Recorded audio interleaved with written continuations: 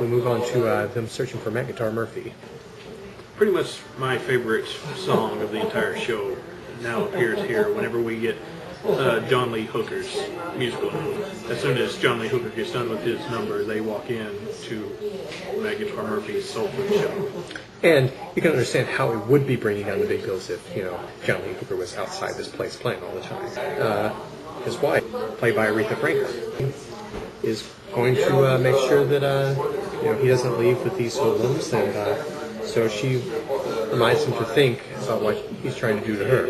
And I must applaud Aretha for avoiding the obvious song choice of R.E.S.P.C.T. Yeah, they did that in the sequel, though, right? Now, also, they obtained Lulu Marini, who's been working with Matt Guitar Murphy at the place when they leave this location. Yeah, but unfortunately for him, during the Think music, he kind of gets the Highlander treatment by having his head placed out of frame. Yes, that could have been worse, who got the Highlander the series treatment. But now we reach the point in the film in which they need to obtain their supplies and get a gig. So they go to Ray Charles for help. And luckily for his career, Ray Charles had the foresight to...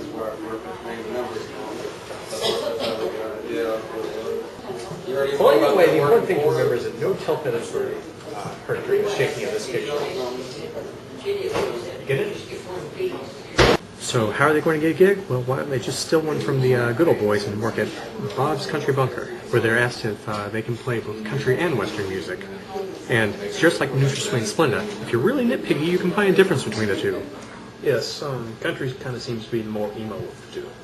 Of course, that begs the question, why isn't it Bob's Country Western Bunker, but whatever. Then the good old boys show up, and they're wondering, well, what's going on here?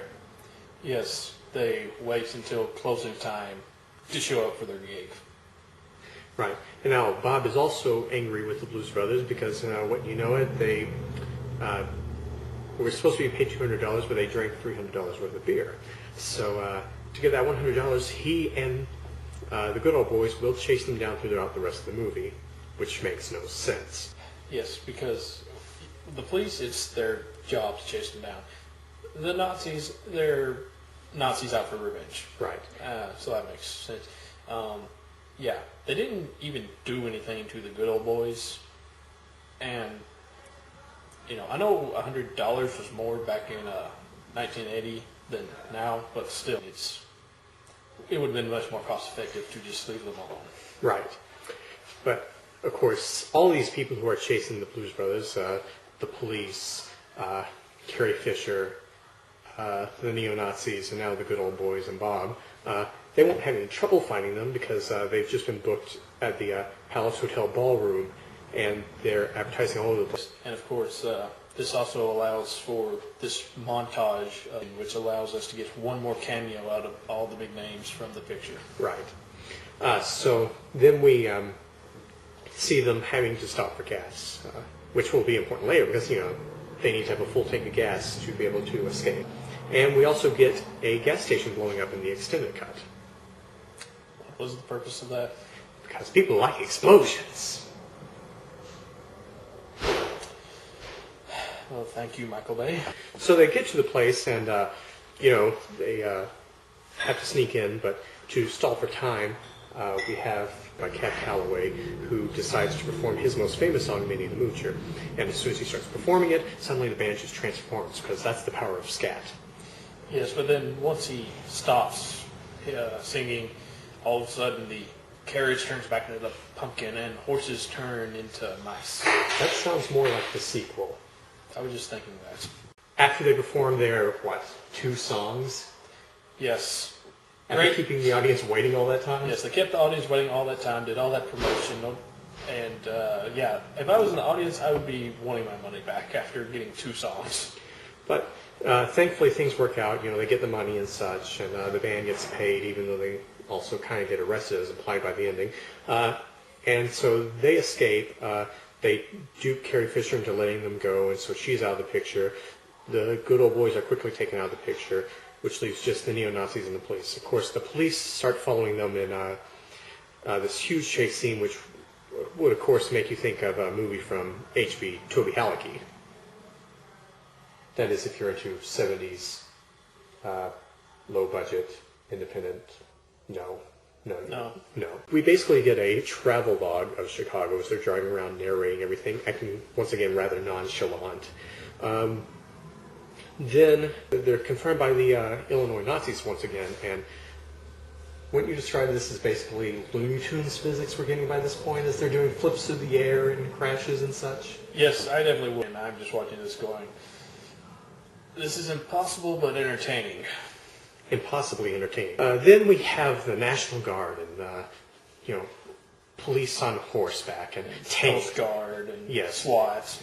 Just anyone, if they're in Chicago, they're pursuing the Blues Brothers by this point. Because I had to block all the streets off for this scene inside the city, it cost the city quite a bit of money they lost by having all that shut down for that amount of time.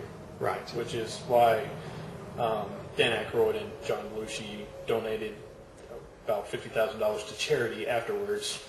So even all the money you see on the screen during this scene, it's not even near the money that was lost. So they go in and we get some scenes of them being in this quiet bubble, it seems, while all this chaos is going on around them. They get in there and they file the tax assessment. Yeah, and who helped us to file it but Steven Spielberg, who seemed like he didn't have enough on his plate while working on used cars and Raiders of the Lost Ark and 1941. Right. Then we get to the ending.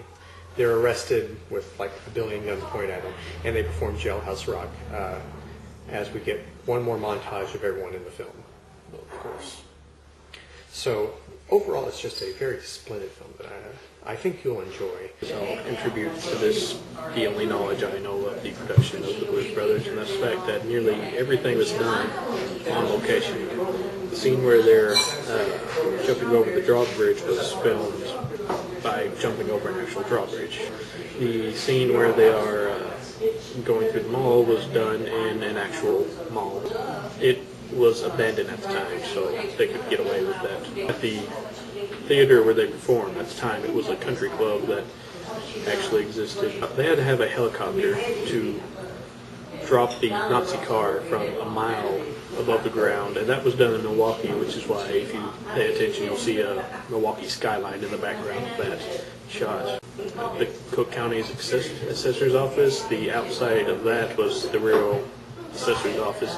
All this stuff done inside the assessor's office whenever they have people chasing them down. All of that was done in a film studio, but other than that, I mean, pretty much everything was done on an actual location. And the restaurant we're in is closing. And remember, stand by your man. How much for the little girl?